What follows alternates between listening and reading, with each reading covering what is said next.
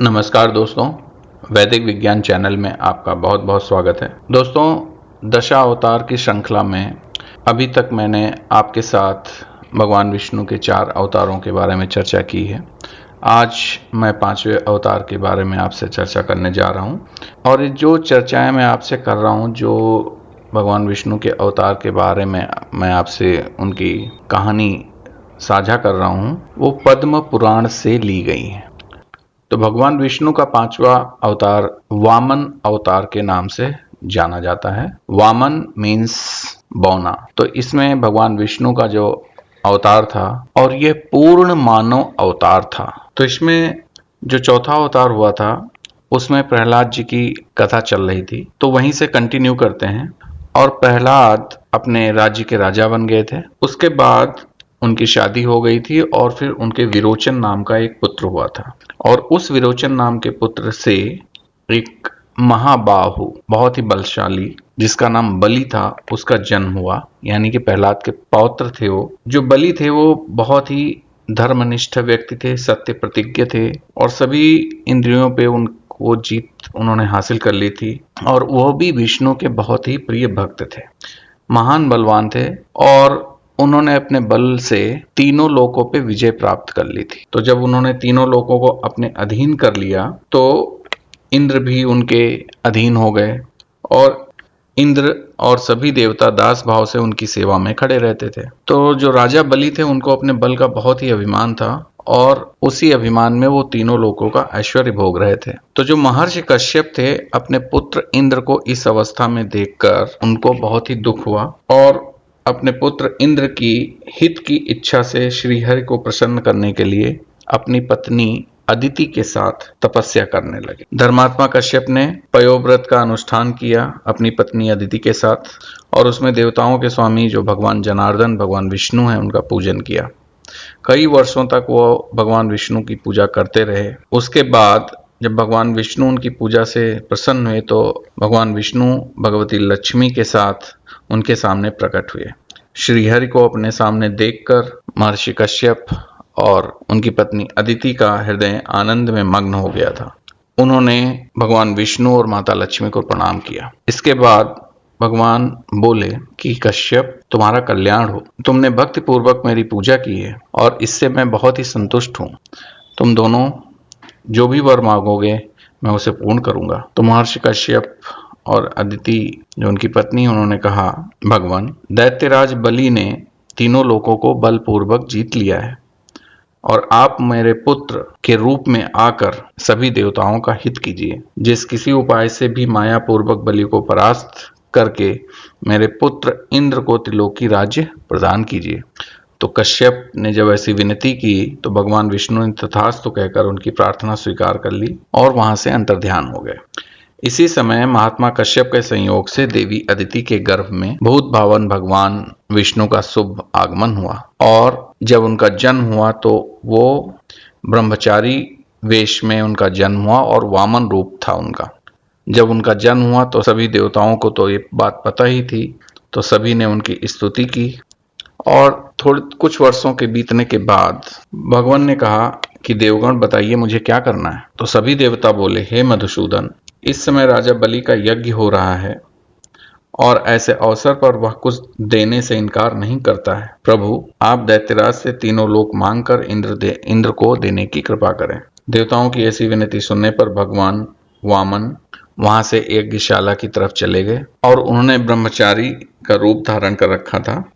तो राजा बलि के पास जब वो पहुंचे तो राजा बलि ने ब्रह्मचारी को आया देखकर उठकर प्रणाम किया और मुस्कुराते हुए बोले, आप साक्षात विष्णु ही यहाँ पधारे हैं। ऐसा कहकर उन्होंने ब्रह्मचारी वामन पर फूलों के आसन पर उनका बिठाकर उनका विधि पूर्वक पूजन किया और उनके चरणों में प्रणाम करके बोले, विप्रवन, आपका पूजन करके आज मैं धन्य और कृतार्थ हो गया। मेरा जीवन सफल हो गया। कहिए मैं आपका कौन सा प्रिय कार्य कर सकता हूँ। आप जिस वस्तु को पाने के उद्देश्य से मेरे पास पधारे हैं उसे शीघ्र बताइए, मैं अवश्य दूंगा। तो वामन जो ब्रह्मचारी के रूप में वहां पहुंचे, उन्होंने बोला, महाराज, मुझे 3 पग भूमि दे दीजिए, क्योंकि भूमि दान सब दानों में श्रेष्ठ है। जो भूमि का दान करता है और जो उस दान को ग्रहण करता है वह दोनों ही पुण्यात्मा हैं।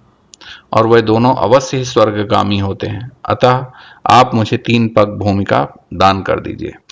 यह सुनकर राजा बलि प्रसन्न हुए और बोले, बहुत अच्छा, मैं आपको 3 पग भूमि दूंगा। तो उन्होंने विधि पूर्वक भूमि दान का विचार किया। उसी वक्त जो यज्ञ करा रहे थे वो उनके पुरोहित शुक्राचार्य जी थे। तो शुक्राचार्य जी ने तुरंत दैत्यराज से बोला, राजन, ये साक्षात परमेश्वर विष्णु हैं। देवताओं की प्रार्थना से यहाँ पधारे हैं और तुम्हें चकमे में डालकर सारी पृथ्वी और तीनों लोक हड़प कर लेना चाहते हैं। अतः इन महात्मा को पृथ्वी का दान मत देना, मेरे कहने से कोई और ही वस्तु इन्हें दान करो, भूमि ना दो। तो यह सुनकर राजा बलि हंस पड़े और धैर्य पूर्वक गुरु से बोले, ब्राह्मण, मैंने सारा पुण्य भगवान वासुदेव की प्रसन्नता के लिए ही किया है। अतः यदि स्वयं विष्णु ही यहाँ पधारे हैं तब तो आज मैं धन्य हो गया, और उनके लिए तो आज मुझे यह परम सुखमय जीवन तक दे डालने में संकोच ना होगा। अतः मैं इनको दान जरूर दूंगा। ऐसा कहकर राजा बलि ने बड़ी भक्ति के साथ ब्राह्मण के दोनों चरण पखारे और हाथ में जल लेकर विधि पूर्वक भूमिदान का संकल्प किया। और उसके बाद भगवान वामन से बोले, आप अपने इच्छा अनुसार इस पृथ्वी को ग्रहण कीजिए। तब भगवान विष्णु ने दैत्यराज बलि से कहा, राजन, मैं तुम्हारे सामने ही इस पृथ्वी को नापता हूं। ऐसा कहकर परमेश्वर वामन ने ब्रह्मचारी का रूप त्याग दिया और विराट रूप धारण करके इस पृथ्वी को एक ही पग में ले लिया। एक ही पैर से उन्होंने पूरी पृथ्वी को नाप लिया। यह देखकर दैत्यराज चकित हो गए और फिर भगवान विष्णु ने दैत्यराज से कहा, राजन, अब क्या करूं? अभी तो 2 पग और हैं। तो भगवान का वह विराट रूप देखकर सभी ऋषि और देवता बहुत ही चकित हो गए और उनका इतना विराट रूप था कि उनके चरणों से उनका मुख दोनों एक नजर में देखा नहीं जा सकता था। तो उन्होंने, भगवान ने क्या किया कि दिव्य चक्षु से दैत्यराज बलि को दिव्य चक्षु प्रदान किया और उन्हें अपने स्वरूप का दर्शन कराया। भगवान विष्णु के इतने बड़े स्वरूप का दर्शन करके दैत्यराज बलि बहुत ही खुश हो गया और उसकी आंखों में आंसू छलक आए और वो प्रसन्न चित्त होकर बोला, परमेश्वर, आपका दर्शन करके मैं धन्य और कृतकृत्य हो गया हूं। आप इन तीनों ही लोकों को ग्रहण कर लीजिए। तब सर्वेश्वर विष्णु ने अपने द्वितीय पग को ऊपर की ओर फैलाया और नक्षत्र, ग्रह, देवलोक को लांघते हुए ब्रह्मलोक के अंत तक पहुंच गए, किंतु फिर भी पूरा ना पड़ा। उस समय ब्रह्म जी ने देवाधिदेव भगवान के चक्र कमलादि चिन्हों से अंकित चरण को देखकर हर्ष युक्त चित्त से अपने को धन्य माना और कमंडलू के जल से भक्ति पूर्वक उस चरण को धो दिया। श्री विष्णु के प्रभाव से वह चरणोदक, जो चरण को धोया था उससे जो जल निकला था, अक्षय हो गया और वह तीर्थभूत निर्मल जल मेरु पर्वत के शिखर पर गिरा और जगत को पवित्र करने के लिए चारों दिशाओं में बह चला। तो दोस्तों, मैं यहाँ आपको उन पवित्र नदियों के बारे में भी बताऊंगा जो इस जल से उत्पन्न हुई हैं। वह चारों धाराएं क्रमशः सीता, अलकनंदा, चक्षु और भद्रा के नाम से प्रसिद्ध हुई। मेरु के दक्षिण ओर जो धारा चली उसका नाम अलकनंदा हुआ। वह 3 धाराओं में फिर से बट गई और त्रिपथगा और त्रिस्त्रोता कहलाई, यानी कि 3 पथ उसने धारण किए। और वह लोक पावनी गंगा 3 नामों से प्रसिद्ध हुई। ऊपर स्वर्ग लोक में मंदाकिनी, नीचे पाताल लोक में भगवती तथा मध्य अर्थात मृत्यु लोक मीन्स पृथ्वी पर वेगवती गंगा के नाम से जाने लगी। यह गंगा मनुष्यों को पवित्र करने के लिए प्रकट हुई हैं और इनका स्वरूप बहुत ही कल्याणमय है। और जब गंगा मेरु पर्वत से नीचे गिर रही थी तो उस समय भगवान शिव जी ने अपने को पवित्र करने के लिए उन्हें मस्तक पर धारण कर लिया था। जो श्री विष्णु चरणों से निकली हुई गंगा का पावन जल अपने मस्तक पर धारण करेगा और उनके जल का पान करेगा, वह निसंदेह संपूर्ण जगत का पूज्य होगा। उसके बाद ऐसा कहा जाने लगा। उसके बाद जब राजा भगीरथ और महातपस्वी जो ऋषि गौतम थे, उनके तपस्या के द्वारा जब भगवान शिव की पूजा की गई थी, तब भगवान शिव जी ने गंगा को अवतरित किया था। और जो महर्षि गौतम जी गंगा जी को, जो महाराष्ट्र में है नासिक में, वहां पर जब लेके गए थे तो वहां पर वो गौतमी या गोदावरी कहलाई और राजा भगीरथ ने जिनको भूमि पर उतारा वह भगीरथी भागीरथी गंगा के नाम से प्रसिद्ध हुई थी। तो ये यहीं पर ये इसका वर्णन आता है कि गंगा का प्रादुर्भाव कैसे हुआ था।